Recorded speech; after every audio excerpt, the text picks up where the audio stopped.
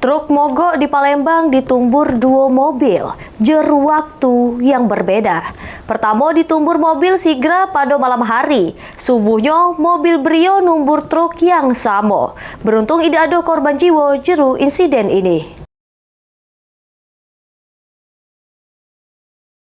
Kecelakaan lalu lintas ini terjadi di Jalan Bypass Alang-Alang Lebar, Palembang pada malam hari. Mobil Sigra hitam ngantem truk yang lagi mogok di sebelah kanan jalan pada malam hari.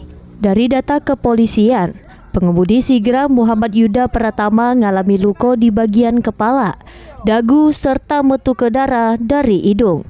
Pengemudi tersebut kemudian langsung dilarikan ke rumah sakit untuk dapat ke perawatan medis. Terjadinya kecelakaan ini diduga akibat pengemudi yang tidak tahu amon truk tersebut lagi mogok. Tidak ada tanda-tanda juga di bagian buri truk.